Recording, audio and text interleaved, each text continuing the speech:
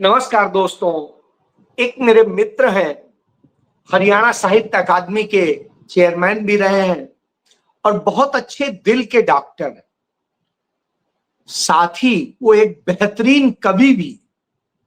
और उन्होंने एक कविता लिखी, उसकी दो पंक्तियां आपको बताऊं। दिल गम से बेहाल रहा है, हाल ये सालों साल रहा है। शक तो मन में आ बैठा, घर को क्यों खंगाल रहा है। जी हां, घर को क्यों खंगाल रहे, ये सवाल आज। क्योंकि जब आज तमाम सवाल उठ रहे हैं तो डर घर में दिखाई दे रहा है। कैसा डर दिखाई दे रहा है, इसकी बात करता हूं और उसी डर का एक आपको पहले असर दिखाता हूं और फिर कह रहा हूं। कल आपको याद होगा, राहुल गांधी जब रायबरेली जा रहे थे तो रास्ते में उत्तर प्रदेश सरकार के भारतीय जनता पार्टी के मंत्री सड़क पर बैठ के उनका रास्ता रोक रहे थे, दिनेश प्रताप सिंह। और वो दिनेश प्रताप सिंह एक जमाने में इसी गांधी नेहरू परिवार के चरण चुंबक बन के राजनीति सीखे और फिर उन्होंने राहुल गांधी के खिलाफ चुनाव लड़ा लोकसभा का और 4 लाख वोटों से हार गए। अब वो उनका रास्ता रोकते हैं, उनके लिए न जाने कितने शब्द बोलते हैं। मंत्री हैं, कानून व्यवस्था संविधान सबकी जिम्मेदारी है, लेकिन वो खुद संविधान और कानून व्यवस्था तोड़ते हैं। नेता प्रतिपक्ष का रास्ता जो है रोकते हैं, सरकार के मंत्री रहते हो, समझ लीजिए। बहरहाल, जब आज दिशा की मीटिंग थी, जो रायबरेली जिले को पूरा दिशा देने की मीटिंग होती है, उस मीटिंग की प्रधानता सांसद करते हैं, तो राहुल गांधी उसके अध्यक्ष की हैसियत से उसे चेयर कर रहे थे, चेयरमैन की हैसियत से।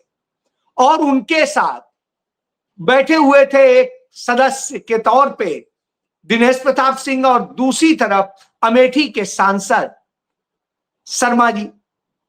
अब आप ये समझिए, तो जब ये लोग बैठे हुए थे और डीएम एसपी सारे सब बैठे थे, सारे अफसरान बैठे थे और दिशा दी जा रही थी, उसके जस्ट बाद मीटिंग जैसे ही खत्म हुई, वैसे ही दिनेश प्रताप सिंह अपने बेटे को ले आते हैं और राहुल गांधी के आशीर्वाद लेने को भेजते हैं।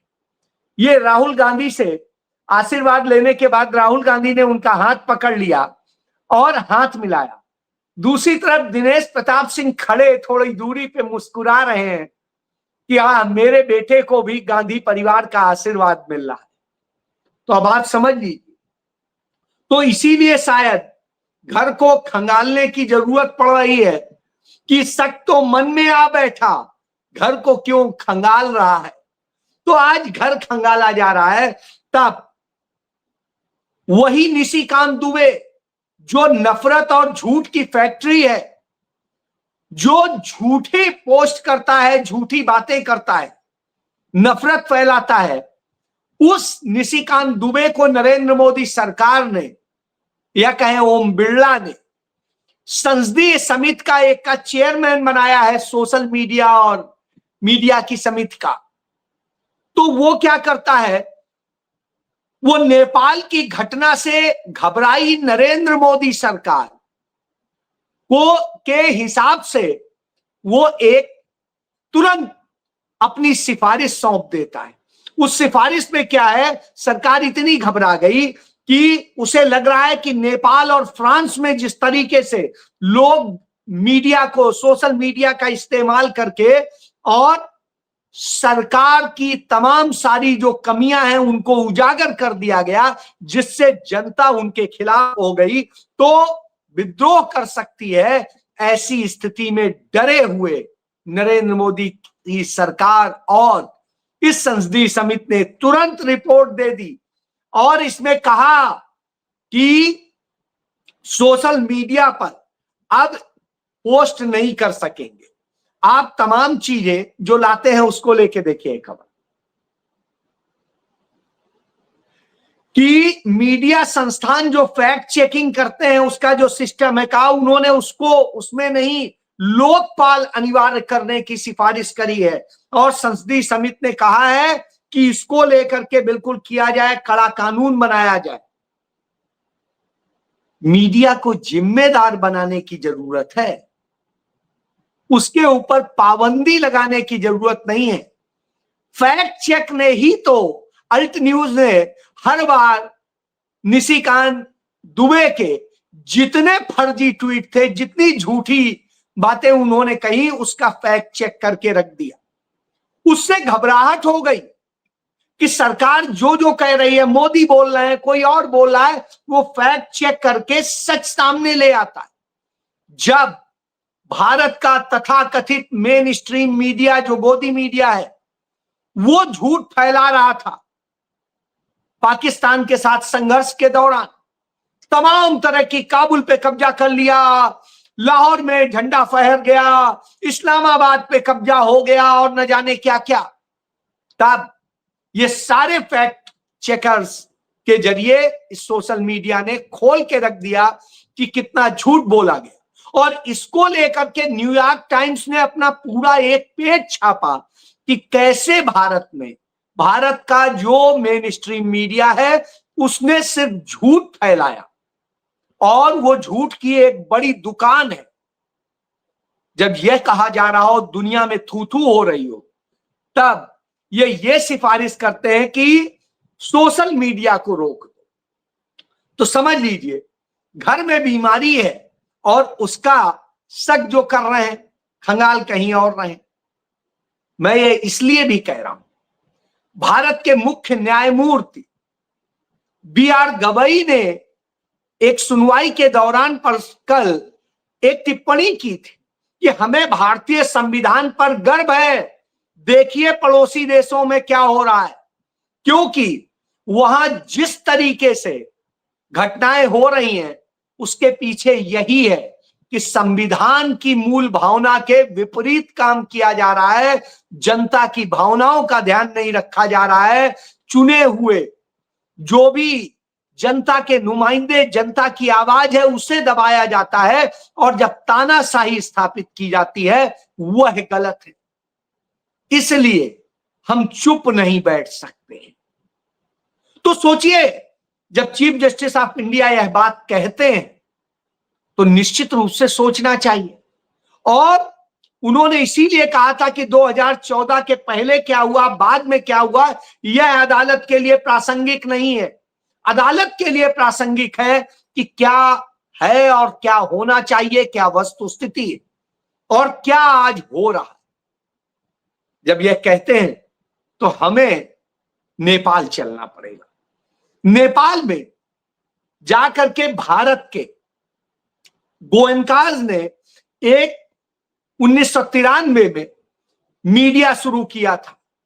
वह मीडिया जिस मीडिया के लिए बार बार यह होता रहा कि वह मीडिया आखिर किसका है, क्योंकि वहां पर उसके पहले सरकार का मीडिया होता था, सब सरकारी मीडिया होता था। तब वहां पर जाकर के भारत का मीडिया बनाया जाए और इसके लिए शुरुआत की गई।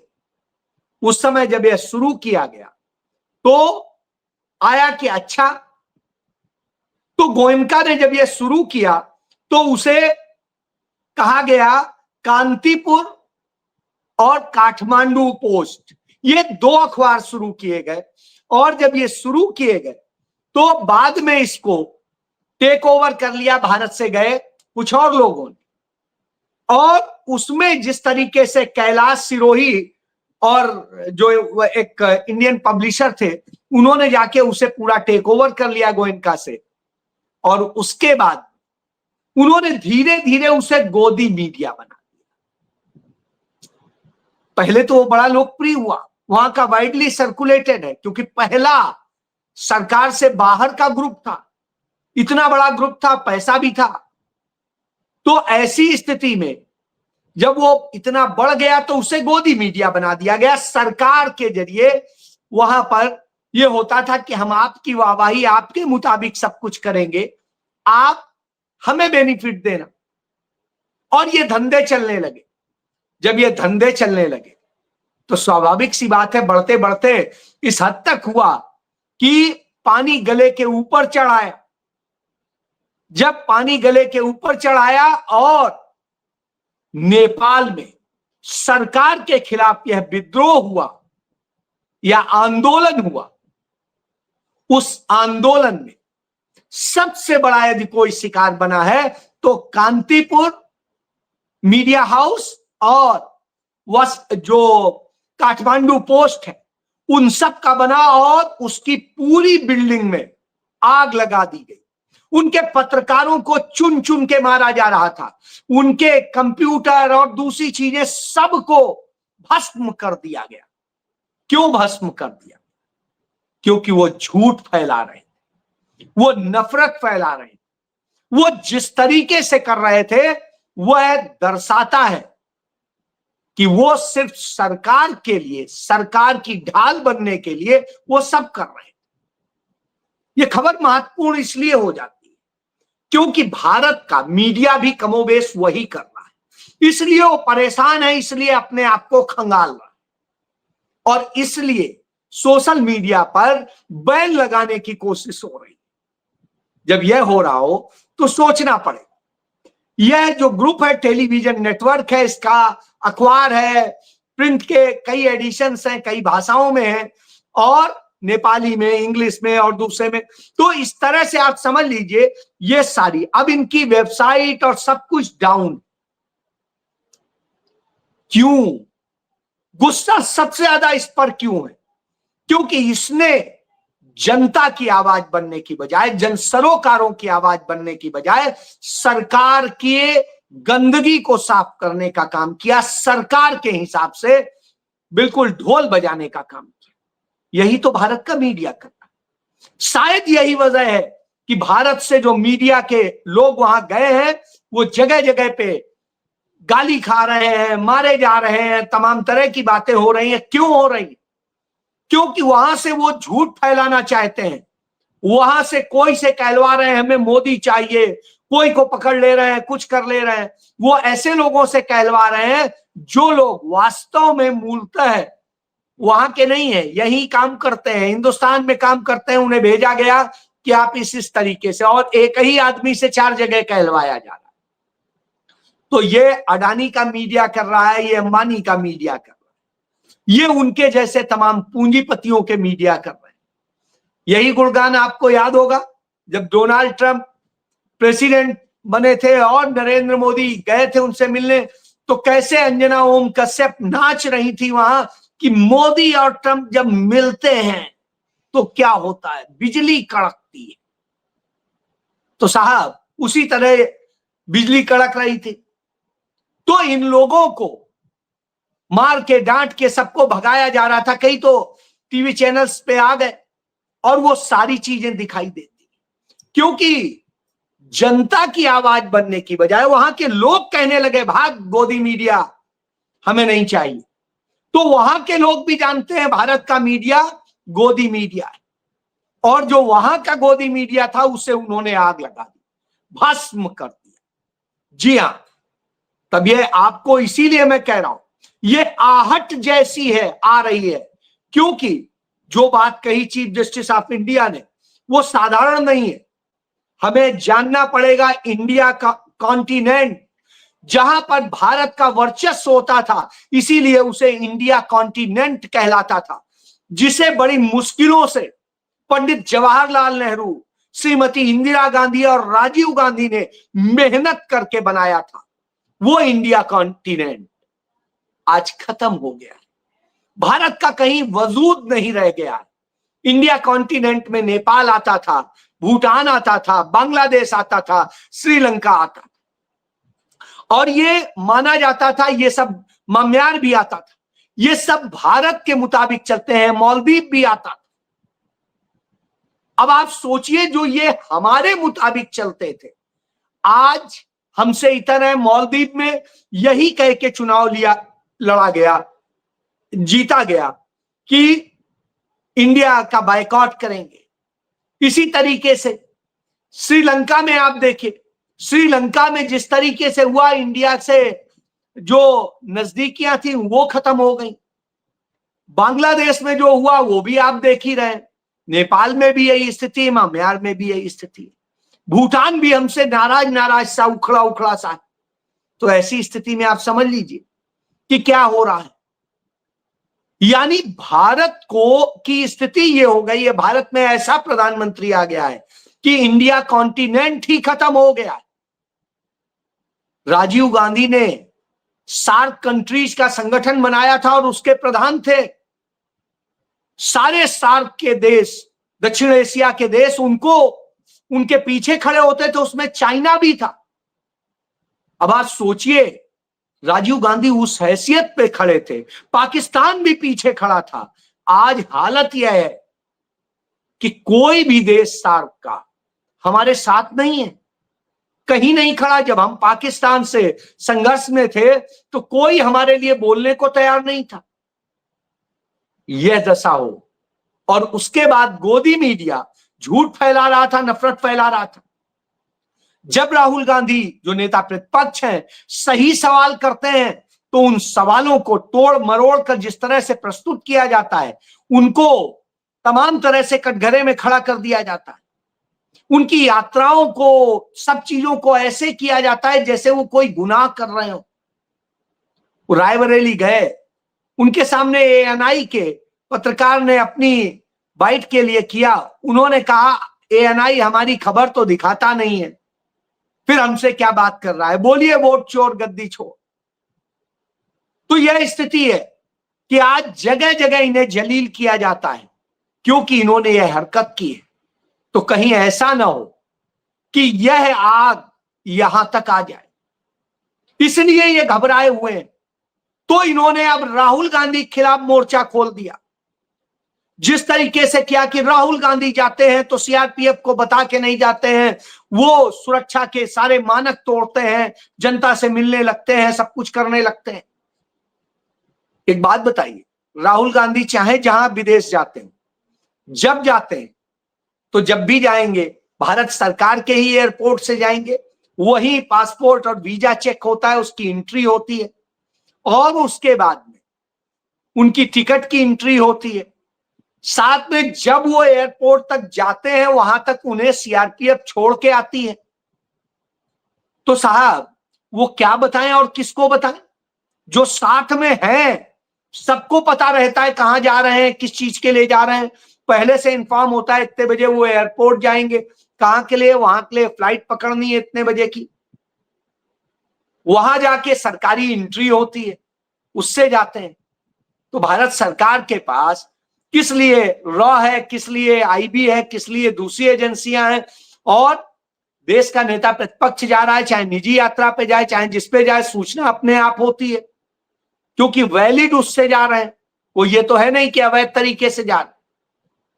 तो इस तरह की चिट्ठी दिला के उसे चर्चा का विषय बनाया जाता है, मुद्दे से डिरेल किया जाता है। राहुल गांधी जब यहां रहते हैं तो सुरक्षा ब्रीच सदैव उन सुरक्षा के कारण हुई है कि उनके साथ ना ब्लैक कैट कमांडोज हैं, न दूसरी और उस तरह से फोर्स है, और मनमानी तरीके से घुसपैठ हो जाने दी जाती है। तो ये कौन करता है? जिसे राहुल गांधी बुलाए वही तो आएगा, और उसके अतिरिक्त कैसे आ जाता है, कोई कैसे घुस जाता है, तो यह तो उन्हें सुनिश्चित करना चाहिए। ब्लैक कैट कमांडो क्यों नहीं है यह उन्हें सोचना चाहिए। बहरहाल वो नहीं सोचेंगे, लेकिन मीडिया झूठ फैलाएगा। तो झूठे मीडिया का क्या हश्र होता है यह बता दिया है वहां पर जाकर के नेपाल में। और ये स्थितियां अब सब जगह बन रही हैं, जहां जहां भी झूठा मीडिया आ रहा है उसके साथ इसी तरह की घटनाएं हो रही। तो अब आप समझ लीजिए, आप श्रीलंका को भी याद कर लीजिए, वहां पर भी इस तरह से करने की कोशिश की गई थी, वहां पर भी मारे गए थे, पीटे गए थे। तो यह स्थितियां आपने कर दी हैं कि गोदी मीडिया सबसे पहले मारा जाएगा, इसलिए डर के कारण वह संसदीय समिति सिफारिश दे रही है कि लगाम लगा दीजिए, रोक दीजिए, पाबंदी लगा दीजिए, लेकिन इन पाबंदियों से कुछ होने वाला नहीं। जनता जवाब देगी और आपके लिए डरने की बारी है। जी हां, तो वोट चोरी से बनी सरकार इतनी डरपोक होती है कि प्रधानमंत्री जब वाराणसी आता है तो वाराणसी के मूल निवासी अजय राय, जो कांग्रेस के अध्यक्ष हैं, उनको घर में ही नजरबंद कर दिया जाता है, कांग्रेस के लोगों को नजरबंद कर दिया जाता है। यदि इतना डरपोक हो किसी जिले का सांसद और देश का प्रधानमंत्री, तो अब आप समझ लीजिए कि वो क्या खंगाल रहा है। जी हां, यही सब। जय